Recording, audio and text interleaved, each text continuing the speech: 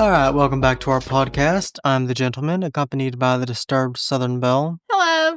And in this episode, we're continuing our most disturbing human experiments in history series with the bad people that everybody loves to hate, the Nazis. Yeah, true.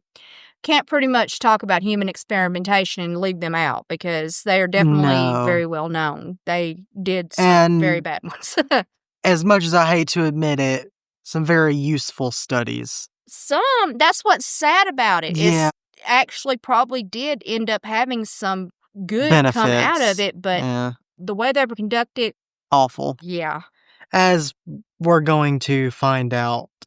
Now, admittedly, the ones I'm going to cover today didn't really have much good come out of them, and were mostly just sickening. A lot of them were. I mean, they were supposed to sort of help their troops in certain areas and different things, but yeah, they were basically just torture. Just torture. Ugh.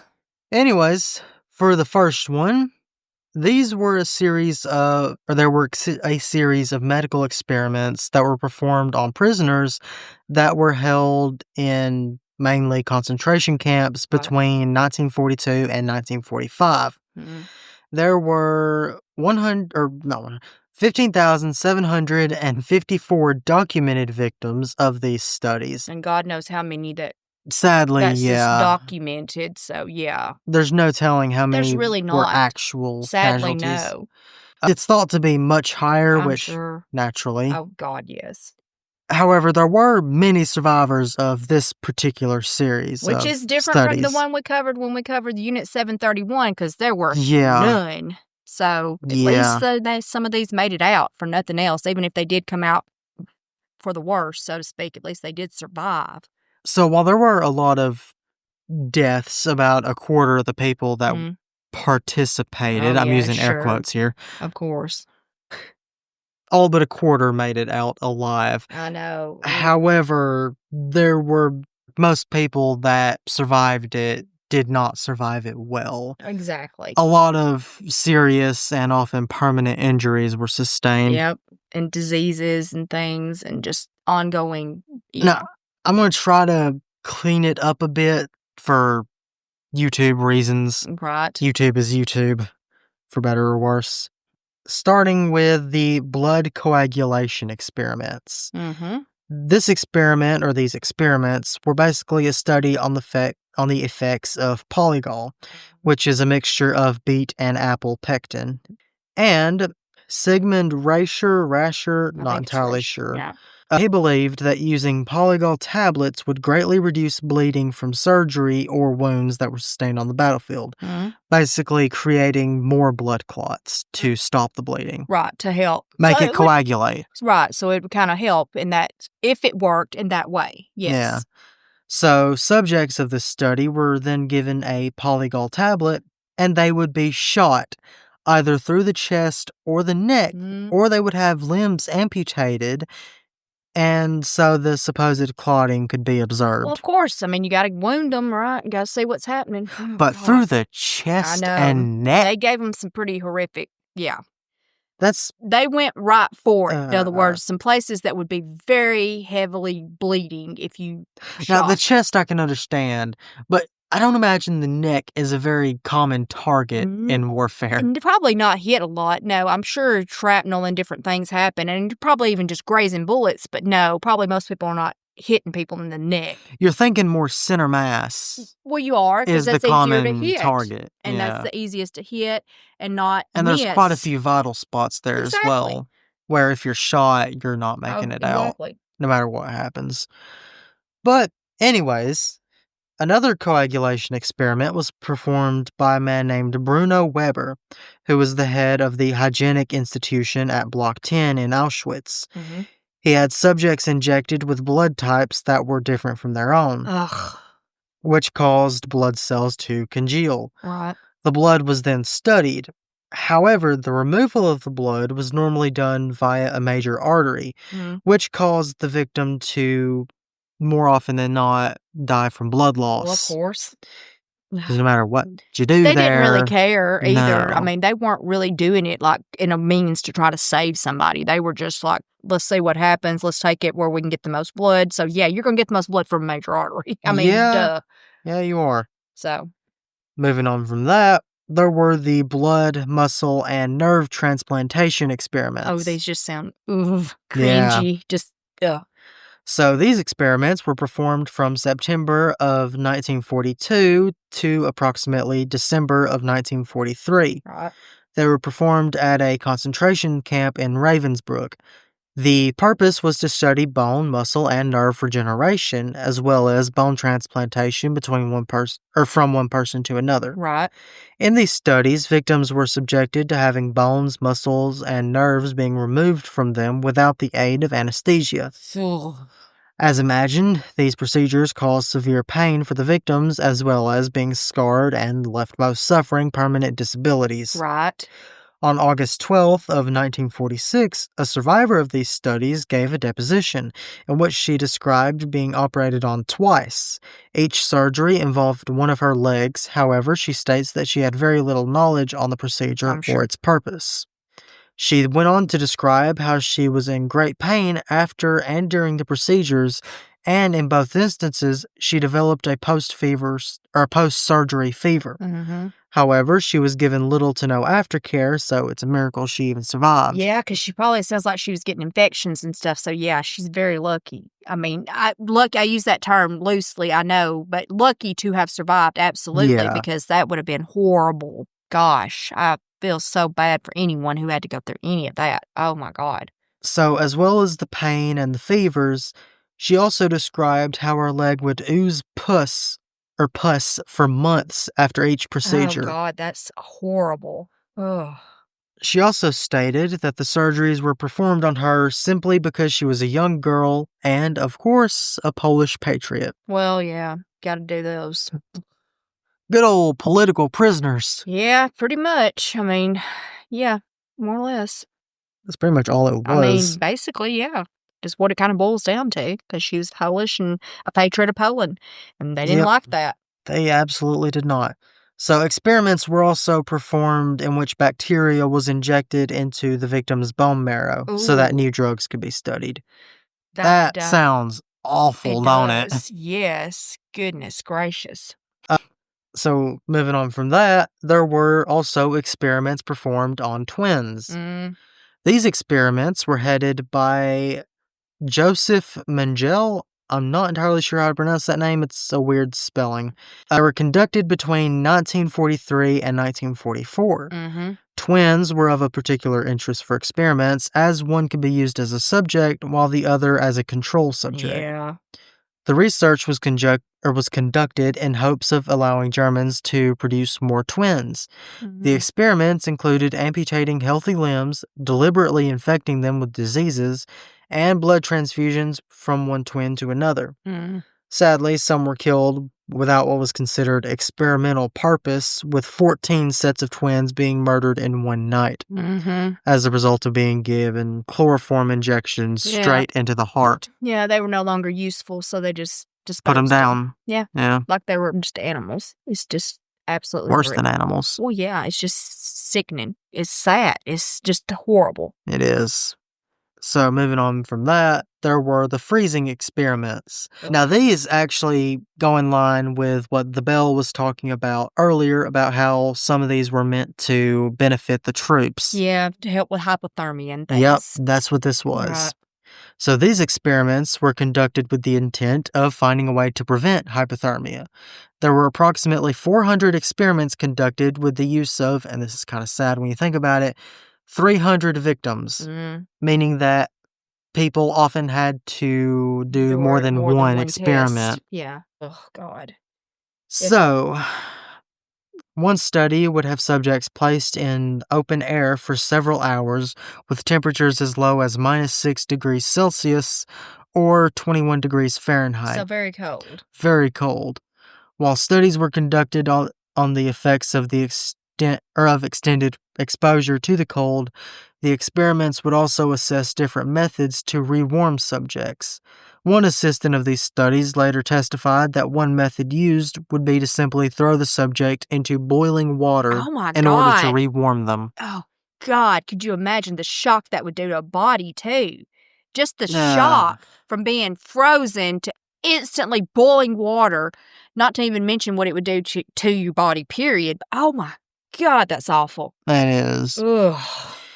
So, sometime in August of 1942, at the Dachau camp, I know I'm mispronouncing that, subjects were forced to sit in tanks of freezing water for up to 3 hours. Ugh. After they had become effectively frozen, they were then subjected to various methods for rewarming.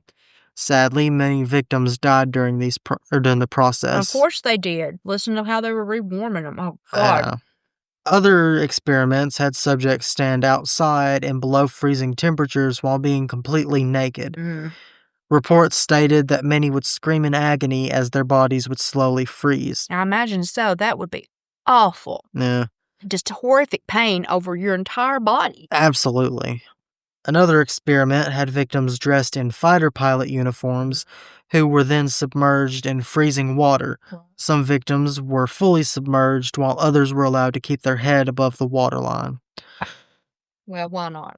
These freezing and hypothermia experiments were conducted in a way to simulate the conditions that the German army would suffer while on the Eastern Front. Right, and if they ever had to eject or whatever. Yeah, it's because they were honestly quite not well They weren't prepared for the level of cold that they were facing, correct? No, and they actually believed that catching Soviet troops would help them understand their genetics more because they believed that the Soviets had developed better resistances to cold temperatures due to their genetics.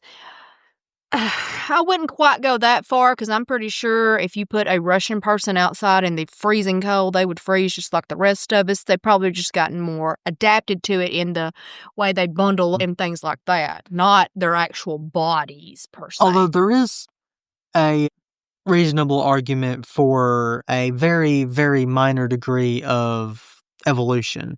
Possible, but like if your bloodline has existed in that sort of temper or climate for so long, you might be a bit different, sure, but not hugely. Not to the degree that that they're acting like they're not superhumans or something kind of thing. No.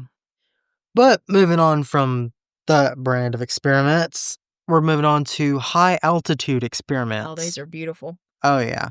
So in early 1942, prisoners at, once again, the Dachau concentration camp were used as subjects in experiments that were aimed to help German pilots eject from planes at high altitudes.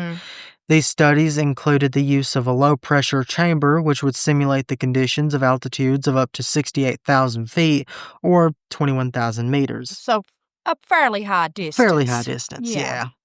It was also rumored that victims that survived the initial experiments then had vivisections performed on their brains. Well, of course.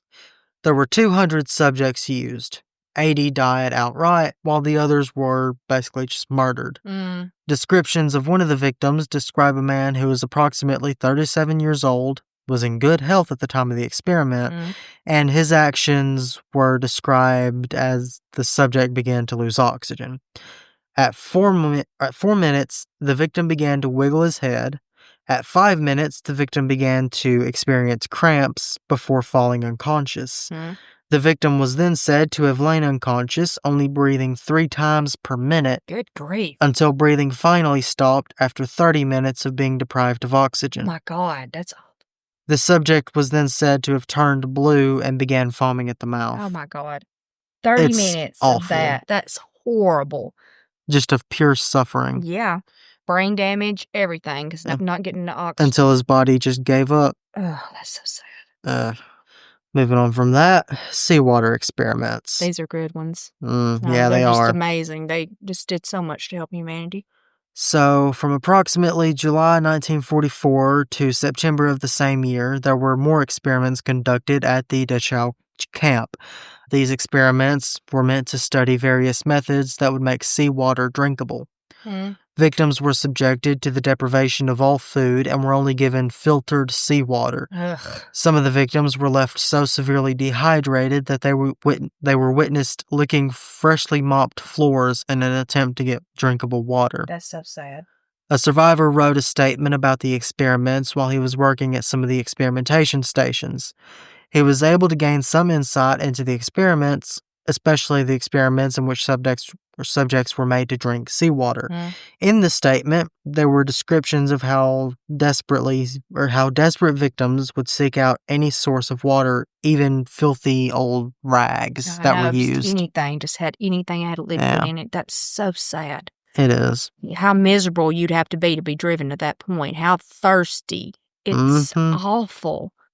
So, moving on from that, there are what I would consider some of the worst ones. Sterilization and fertility experiments. Oh, yeah. So, sterilization experiments were conducted from roughly March 1941 to January of 1945. They were conducted at several locations, including Auschwitz and Ravensbrück. The purpose of these experiments was to develop a method of sterilization that would be able to sterilize millions of people with minimum time and effort. Oh, yeah. Don't want to put any effort in it, just want to get it done. The targets included Jewish and Roma populations. Right. These experiments included the use of X-ray, surgery, and various different drugs. Oh, God, I can imagine. There were thousands of victims that were sterilized. However, the sterilization was not limited to just the experiments that were performed. The government at that time had already sterilized at least 400,000 people while conducting its compulsory sterilization program. One of the prominent scientists in these experiments was named Karl Cloudberg. He would initially perform X-rays on women to ensure there were no obstructions to their ovaries. Right. Then, over the next 3 to 5 sessions, he would inject caustic substances, which would be a substance that could potentially burn, corrode, or destroy living tissue. Acid, right. Some sort of acid, yes. God, into their uteruses and things. Oh, God, Ma. As you can imagine, many women died during these procedures, while others went on to suffer infections and permanent injuries. Yeah, I imagine so. God. There were also intravenous injections of solutions that were believed to have contained iodine and silver nitrate. Oh, gosh. So while these were successful, some of them, they had what was at the time unwanted side effects, and currently still is, such as bleeding, severe abdominal pain, and cervical cancer. Oh, God. Victims that developed cancer were then vivisected, with their cervixes and wombs being removed. Radiation therapy became the favored choice of sterilization. It was found that specific amounts of exposure to radiation destroyed a person's ability to produce either ova or sperm. Right. This was implemented by giving X-rays to a woman's abdominal area, while men would receive them to their genitalia. Right. After the experiment was completed, they would then remove the person's reproductive organs, again without the aid of anesthesia. Yeah, because who needs that? So they could be examined in the labs. Oh, well, yeah, you gotta look at them after you do it, right? So Dr. Herman Steve, I swear that's how that's supposed to be pronounced, was said to have used the war as an excuse to experiment on humans. In one of his experiments, he would tell a woman a date in which she would be executed, and he would then evaluate how the psychological stress impacted the woman's menstrual cycle. Oh, well, that's really nice. So, moving on from that, the sulfonamide experiments. Ah, well, they just get better and better, so let's hear. So, experiments were conducted from approximately July 1942 to September of 1943 to test the effectiveness of sulfonamide, in which a synthetic antimicrobial agent, which is a synthetic antimicrobial agent. Right. These experiments took place at the Ravensbrück camp. Wounds were inflicted on test subjects, which were then infected with bacteria, such as bacteria that would be a causative agent in gas gangrene and tetanus. Oh, well, yeah, just the simple stuff. Oh, yeah. So circulation of blood was then interrupted, which was done by tying off blood vessels at both ends of the wound. So tourniquet, right? Yeah. just tourniqueting it. Mm-hmm. This was done to help replicate a condition similar to that of a battlefield wound. Right. The subjects would also be subjected to researchers aggravating the wounds further by, and this is just awful to even read, forcing wood shavings and ground grass into the wounds. Yeah. The infection was then treated with sulfonamide to see how effective it was. So, yeah, that was awful. Yeah. So they already got this wound, but let's just make it as bad as we can make it, pretty much. Ugh. Pretty much, yeah. God. So, moving on from that, the homosexual experiments. Because, of course, they wouldn't leave them out. Nope. So, Danish endocrinologist Carl Vernet developed an artificial male sex gland, which was essentially a capsule that would slowly release testosterone when implanted under the skin. In 1944, Vernet proposed that the capsule could be used to turn homosexual men into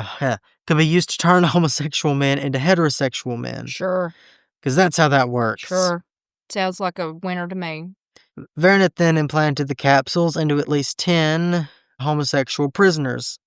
Now, there were supposedly successes reported with these implants. Well, of course there were. However, as is most likely the truth, it's believed that the prisoners were giving false reports in the hopes of being allowed to leave or increase their chance for survival. Well, of course. Sure, I don't want to be with a man anymore. I'd tell them whatever they wanted to hear, too. Oh, yeah. I mean, absolutely. That's just common sense. You would say whatever you need to say to get out of there.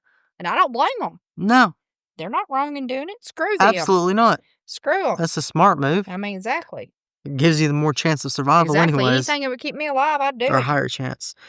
Anyways, as is probably very well known, castration was also a common practice. Oh, yeah. Of homosexual men. They would castrate them. Oh, yeah. It was believed that doing this would reduce a man's sex drive. Well, I guess it would. And would prevent them from being, quote unquote, infected by the homosexual virus. Well, yeah, you got to watch those homosexuals out there infecting people. I can't even say it without laughing with their virus of homosexuality. I couldn't even read it with a straight face. I mean, it's just so it's funny to think that people think homosexuality was a virus that she could be. Some people still think it. Oh, God, people think anything, but yeah, sure, why not? Okay. Gotta watch those homosexuals. They out there infecting people. It's more understandably to believe that it's a defect in a person's brain, kind of like ADHD, OCD, stuff like that. Yeah, I mean, at the very least, I could see that. Well, I'm not saying it's a defect, but I could see that more than it being a virus. Yeah. I mean, I could say some kind of coding or something. I mean, I don't know. That's what I'm just saying that's more believable. That makes more sense because just your brain more does control your personality and stuff. Then again, back then, people didn't really understand ADHD, OCD, stuff like that as well either. No, that's true too. So, anyway. Yeah. Moving on to the more miscellaneous experiments because information isn't really well enough known to make entire paragraphs entitled about anything per se. So, head injuries were studied. Well, yeah, I got to know what happens, right? And this is probably one of the worst ones on the list. It's a bad one. I remember it, and it's not a fun one. So, this particular experiment was conducted in a small building that was located behind the private home of a known Nazi SD security service officer. And in these studies, a young boy, approximately 11 to 12 in age, would be strapped to a chair so that they could not move. Then above him was placed a mechanized hammer that would strike the boy on the head every few seconds. The boy would be driven insane from the torture. I guess so. Just pop. Yeah. Pop. And the bad thing is I don't think they were like whapping them with it. No. It was just more or less just a steady hit. Right. Just enough to kind of jar you enough. Yeah. God, that would drive you crazy. Kind of like that, Chinese water torture. That's exactly what I was about to say. The drip torture thing. Yeah. Ugh. It's just, after a while, it would probably drive you crazy. You don't think it would. You think, I could endure it. But no, this is not like happening over a few minutes or an hour. This is happening for days. in days, possibly a week. With more or less all of your other senses being deprived. Right. So that being really the only thing you can really sense. Anyways, moving on from that, infectious diseases such as malaria, typhus, tuberculosis, and typhoid fever, as well as yellow fever and hepatitis, were also injected into prisoners at several camps to be studied. Oh, sure. Malaria experiments were performed over 1,200 inmates in the Dachau camp. Dachau, whatever.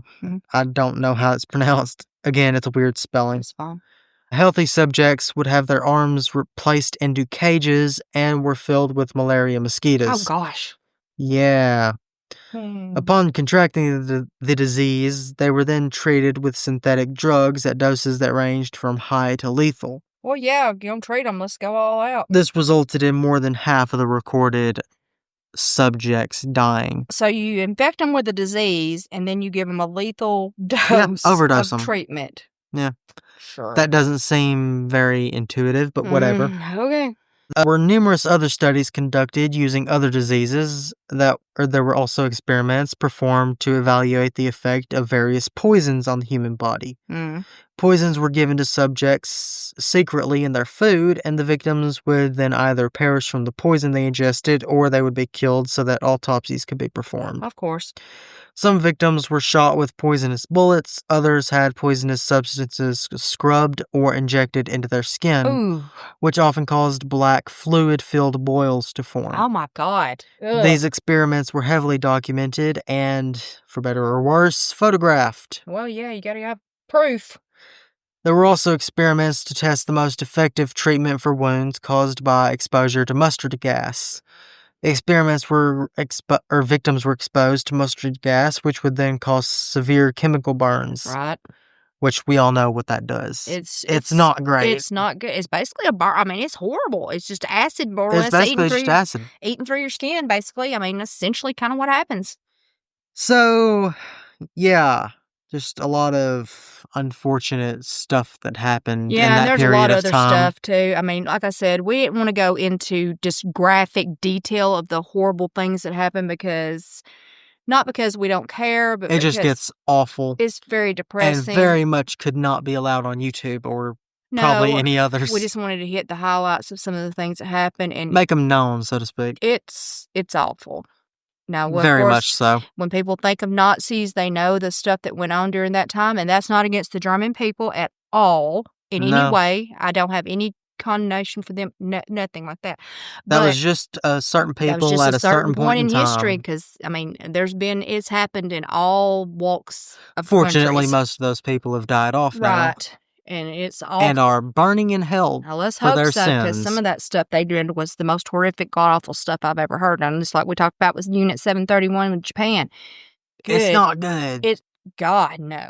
But anyway. We hope you enjoyed that episode. I sure didn't. This segment. As usual. We're going to be continuing on with a few more. And then we're thinking about we may be moving on to some more fun topics, like maybe some creepypastas. So at least we won't be talking about reality for a bit.